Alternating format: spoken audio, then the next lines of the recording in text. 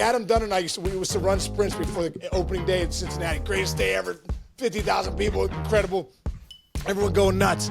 And then Dunner, the next day we come out, there's like 8 people in the stands. Dunner would go, only 161 to go, Case. Now, oh my God, 161 games to go in the next 6 months. Dude, it's overwhelming.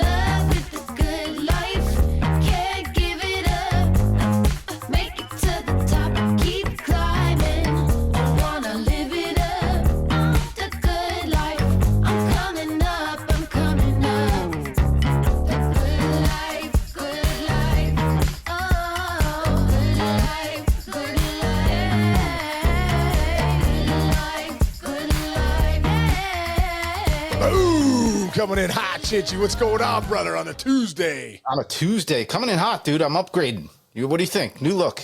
I think you look good, dude. I think you look tight. What do you got, new camera? It's not a new camera. It's just getting rid of my laziness to set up this camera. I haven't set it up. I've been using my Mac. God bless your Mac. You've been good. Really? Yeah. This is a Panasonic. Mac was good. Panasonic HCV 770 4K high def. Whoa. That brings out everything that you got going on. Yeah. A lot of nice hat too, bro. Thanks, man. That's the original. That's the OG. You need to make more of these. I know, dude. I actually do. I think it's legit. Nice. Hey, we are excited because, dude, what are we? We are 5 fingers away from pitchers and catchers, dude. 1, 2, 3, 4, 5 days away from the Cubs and Dodgers pitchers and catchers because they open up in that Tokyo series, which I opened. I had the Tokyo series back in 08. We may talk about that a little bit, but 5 days away, dude. Pitchers and catchers, and then the 14th is for the Cubs and the Dodgers is position players. But dude, the first game's February 20th. That's 17 days away. There will be a game. It's crazy how 16 days. 16 days. A little over 2 weeks. We'll have a game on TV. Yes, thank goodness this winter went a little quicker than most. You know what? Because there's a lot of juice going on. There was a very exciting offseason in Major League Baseball. Maybe that's why it happened so quick on us. I don't know. Yeah. I think we just kept looking forward to stuff like, winter. We're still going to sign winter meetings. You know, different guys. We're still waiting on Alonso and Bregman. Yeah. Okay, so you're a baseball player, professional one. You were a 302 career hitter. No big deal. Red Sox fan. Yeah. What are you doing this week? Are you packing? You're fully ready to go to spring training, right? Like I'm holding on to every second possible. So I'm actually stressing out. Really? Yeah, because dude, the off season is really nice. At least as a veteran guy, as I got older, I'm like, oh man, I don't like. I'm not ready to go. Then when you get there, you're ready to go, and then you realize, oh my God, this is 4 weeks too long. Spring training it should be 2 to 3 weeks. It's funny you say that because some dudes like have gone down, like the young kids, dude. What was it like? Like I think Anthony Volpe has been. Volpe's been there for I just talked to Volpe the other day. Yeah, he's been there for like a month. Dude, tons of guys are down there. 24, 25 years old, no family, no kids. Get me down there ASAP. How great is it though? I want to take a million swings. I want to just do everything. What is that like, being 25 and rich and just being Florida hitting? I wasn't 25 and rich. I was making 140 a year, dude. These guys are making like 750 grand. I was making like 140 grinding, still grinding. I thought I was loaded too. I'm making 140. I'm like, I'm loaded. Dude, I mean, think about it. It's all perspective. It's all perspective. But yeah, man, there's definitely something about being young and being down there, and baseball is your life. Baseball is your life until you start having kids. That's why I say like looking back. Well, it's funny because kids also bring perspective.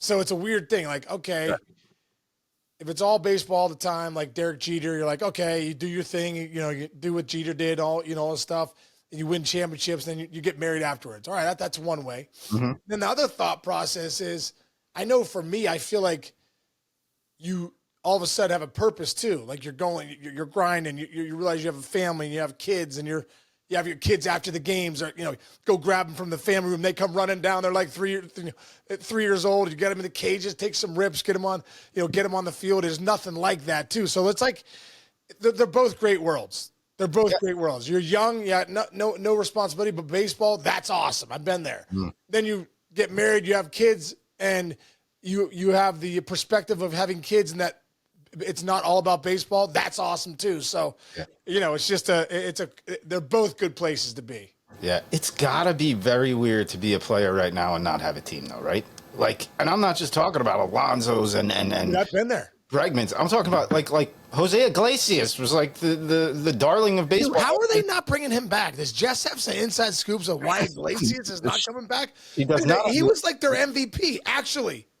Yes, he really was. He carried them off offensively a little bit, and he had a very good hit song that really the mojo. I know, dude. They sucked. They actually were one of the worst teams in baseball until he came. There's a direct correlation between Iglesias and then Lindor taking off, and then them playing well, and they got the OMG song, and they got the the grimace. I don't know. It just it was all. I feel like he was a big part of it. I don't understand. Why would you not bring a guy like that? That stuff's real. I don't give a crap what the front offices say. Oh, you gotta that chemistry's not. Yeah, it is. It's called energy. It's called human energy. It's actually real. You could quantify it. You could see it. Like those kind of guys matter. And I don't know. Maybe he's not as good of a guy as we thought, but I'd be crazy if I'm David Stearns not to bring back or Mendy to be like, we're bringing back Iglesias, right? For like, it's not going to be that expensive. The guy was in AAA last year. Like, what are we doing? So like, I think it's crazy that you're not signing him. Seriously. It's very interesting. And they've signed a couple of, Iglesias-like infielders, so it's very interesting. Dude, the whole run towards the postseason after every time they scored a run, the Oh My God song is blasting all over Citi Field. Right. It's all my niece. It's the only song my niece knows. She's 5 years old. It's Right. They brought the team together. It's an interesting question. I wonder where he does sign. I mean, listen, whatever you say about the guy, he rejuvenated his career big time, and so he deserves to be on a baseball team. That's for sure. Dude, go back to the postseason too. One of the best defensive players in the game, too, honestly. Yeah. No, he really is. And go back, he was hitting in the postseason, make big hits, clutch hits, just hitting good pitching. Like you could argue there were times where he would be the guy you wanted at the plate. You're like, get Iglesias up there, he'll get a hit. Yeah. Oh wow, we went down that rabbit hole, but it's a good one. It's a good topic. It's true. Dude, one big story that is obviously the NBA is dominating the headlines. I don't know if the Super Bowl's going on, but the NBA stole the show from the Super Bowl when Luka got traded in the dark of night to the Lakers by the Mavs. Everybody's going nuts. Interesting thing that's popped up all over the internet. What would the MLB equivalent be to this trade? And it's a very interesting topic. We messed around with it before, but I think the one guy that you really do think about is probably like a Bobby Witt Jr. Right. He's 23. He's in his prime, or 24, whatever he is. He is so good, going to another level, playing at not a huge market. I mean, I'm not saying Dallas isn't one of the biggest markets. I don't think, right. Like as far as like household names go, it's not the Lakers. It's not LA or New York. It'd be like Bobby Witt Jr. getting traded to the Yankees. But don't forget who they're getting back, a superstar center, but he's older. But but he's not 25, bro. Right, that's the thing. He's 25. He's 25. There's only 5 guys on a court in an NBA game, so it's almost like if Ohtani were 25. But although Luke is not the best defensive guy, but like, who is it? It's like, is it like Bobby Witt for Judge and somebody? It's like that's a question, or Bobby Witt for Bryce Harper. I don't know. I mean, is Anthony Davis? Dude, I'm not a huge NBA guy, but is Anthony Davis considered? He's prime right now. Okay, he is prime. Yeah, I mean, but he's more of like the 29, 30-year-old guy. That's like he's more in the Judge category. But it's a great question. No, because Judge wouldn't make sense. Judge is the best player on the planet right now. Anthony Davis isn't the best player on the planet. They'd be like, who's the best player in the NBA? I'd be like, is Steph Curry still really legit? No, it could be Luka. I mean, right. Double last year, third in the MVP voting, 5 years in a row as first team All NBA. Right. And they're saying his conditioning isn't great. The guy averages 30. The results aren't random. Results reveal, and they reveal that he's a pretty good player. Yes. I don't care what his conditioning is. Yes. Not Rakes. I was thinking. You know what I was thinking of there? Vlad Guerrero Jr. I was like, but he's got a little bit of Boiler. I'm like, yeah. He's one of the best hitters in the game. I don't care what his Boiler looks like. It's like with CC Sabathia. Oh, he got skinny, and then he started. Okay, no, get the Boiler back, CC. Oh, David Wells. Oh, you can't pitch without a boiler. Get the boiler back. Like Right. it's called whatever your body goes to. It looks like not everybody looks the same. Whatever your body. If Doncic got in great shape and then sucked, would you be like, no, get back to being a little heavier, bro, because that works. Dude, how many ripped dudes do you see pull hammies and quads and all that? Like, Dude. it's John Crook famous line: "You can't pull fat." Exactly, dude. I got down to two. I'll never forget 2002. Coming into the season in 2002, I got down to 217, dude. I was jacked. Like I play at 235 my whole career. I was 217, bro, in the offseason. I did 45 minutes of the Stairmaster every day. I'm like, I'm getting lean, cut out the carbs. I was doing everything. I had this personal trainer, Rob Pachi. Shout out to Rob out there and out from Boston, but we were both down in Jupiter together. I was getting after it hard. I came to spring training. Everyone's like, dude, everybody was like, that's incredible how jacked you are. You can see all my muscles. I get out there the first day of camp. Like, here we go, man. It's going to be a great year. This is what the ball sounded like off my bat. I was like, I'm like, what is that? I'm like, I could not drive the ball. It was like so weird, Chance. I couldn't figure it out. I'm like, man, something's not right with my body, So, and all of a sudden, I was like, dude, it's the 18 pounds that I don't have on my body. My body is like, hey, what's going on, man? We're usually at 235. We feel good there. We drive. So, dude, I started, polishing off some beer and wings for the spring. I threw away my diet, and I got back to 230, 235, then started raking and getting back. All I'm saying is your body, I really believe, has a weight it wants to perform at. I'm not saying be a slob because that's not it either. I'm saying your body wants to play at a certain weight and it for whatever reason. So like careful with the old, hey, everybody needs to look the same and be jacked. That's not true. Yeah, no, I think this story just popped into my head. Still there, one of my high school football coaches, defensive coordinator, Kevin Parente. Shout out, Coach Parente. Me and my buddies one day, we were doing our workout. The coaches are all there in a room, and we start doing remember Lucky Sevens, where you put like 5 pounds like 30 times on a crowbar, and you do five off, take 5 off, put 5 back on. And I'll never forget, he ran over and he threw one of the weights and he goes, "What are you guys doing these beach exercises for? Beach exercises don't win championships. Beach exercises don't win championships. Work hard, get strong." I was like, beach exercises don't win championships. The funniest line of high school coach. So good. So good. The most overrated muscle out there is your bicep. It's true. It looks good, though. It looks good in the shirts, though. Yeah, name some of the greatest hits. Do you think Cecil Fielder cared what he ate every day? I mean, yes, you want to be healthy, but come on. No, I agree. Like you want to be in good shape, but you also need to. Your body's going to go to a certain. You should be in. You should try to be in the best shape that you can. Mm-hmm. But there are some guys that have tried to get in immaculate shape and weren't the same player. Yeah. And there's some guys who are naturally built different than others. You always tell who was it? Who was a player that was like reading a book, and he was batting third that inning? J.D. Drew, J.D. Drew reading a book. No, he's watching a hunting DVD.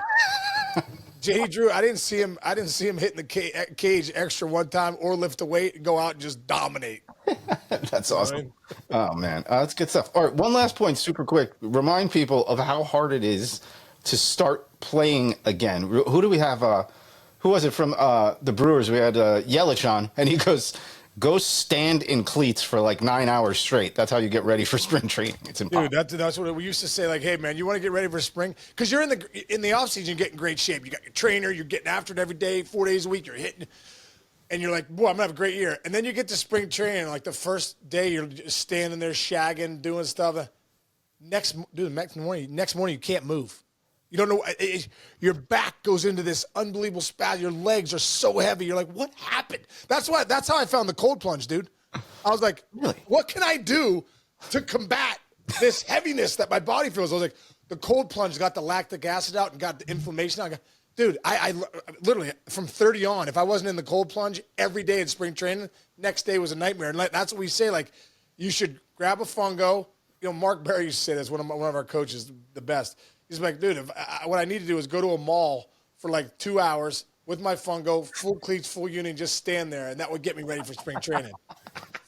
That's so much standing around spring training, dude. Like, it's incredible. The other thing too is you get down to those warm weather places. You're coming up from Pittsburgh, and your first day you're throwing a ball, and you're like, "Oh my god, this is great!" And the next day you wake up, and you're like, you can't straighten your elbow. It's terrible. Dude, well, they say that the only day you're really truly healthy all year long is the first day of spring. It's The terrible. second day, you're just like, what is going on? What are these muscles I have? I'm dying over here. You know? And then you have to do it every day for 8 months. Yeah, I know it never stops. It never stops. It never stops. You have to mentally get to a place where, like I said, time to go underwater. Like I told you, my coach Billy Dorn told me this one time. He's like, you got to go underwater. And he goes, I'll pull you up and let you know when the season's over. Like you got to stay under. You got to stay under. I remember Ian Happ called me one time, and we used to talk about the mental side of the game, especially was in the minors. And he called me one time. It was like July, and he's like, this is one of his first year in the minors. He's like, in case I'm kind of scuffling this and that. And I go, came up for air, didn't you? He goes, yeah. He goes, what do you mean? I go, you came up for air, man. You got to get under the water until the season's over. Like, get a routine, get a protocol that you follow every single day. That's all that matters is that protocol, and lock into it during the game, and lock into it pregame, and what's your postgame, and what's your AM, PM bookings. What do you do when you wake up, and what are you eating, and do that every single day until somebody says, hey, Happer, season's over, dude. Come on up. It's time to get out of water. Like, that's how I felt. Like, okay, come February 9th, February 14th, these guys are there. Find a routine at spring training that works for you. And then when the season starts, find that routine that works for you. What are you doing every hour of the day? And then when the season's over, someone's going to grab you and tell you it's over. Like, that's the only way to do it, Chinch, because if you come up and go, man, I'm exhausted. Man, this is a long year. I remember days going, like Adam Dunn and I we used to run sprints before the opening day in Cincinnati. Greatest day ever, 50,000 people, incredible. Everyone going nuts. And then Dunner, the next day we come out, there's like 8 people in the stands, and Dunner would go, only 161 to go, Case. Now, oh my God, 161 games to go in the next 6 months. Dude, it's overwhelming. It's undone.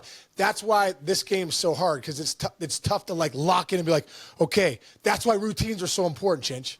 Mm-hmm. Routines are protocols. They're bright lines for you of like how to live your days, And if you could do that, especially Major League Baseball, if you can't figure that out, dude, it's a long year. And that's when the process is never a straight line. That's why it goes down a little bit, it goes up a little bit. But you want to keep it around that straight line. You want to keep it – a lot of times, though, you don't have a protocol and a routine every day. That's one of the most important things, especially for young kids. You'll crash and go, oh, my God, I'm really struggling. All of a sudden, you get really hot, and then you're done. You can't – it messes with you mentally so bad that when the process isn't close to that straight line, when it starts going down and up, that means your routines aren't good. That means your protocols, your bright lines aren't great. And so that's what it is, man. These guys, 5 days from now, a week from now, what are your routines? What are your protocols? And do not come up for air for 8 months. Because if you do, you're a minor leaguer before you know it. Listen to Sean Casey. He's a mental performance Jedi Knight. It's the truth, dude. Skywalker of mental performance, folks. It is the right. Is that not? I love that. Perfect. I love that. That's a great idea. Don't come up. No, do not come up for air. Do not come up for air. There you go. We've solved the world's problems today. Yes. All right, Chinchy. Have a great day. All right, brother. Have a great day. We're hoping to have Chipper Jones on tomorrow. We don't want to get too excited. Let's just say, it's out there. There's because Chipper's a big hunting fisherman.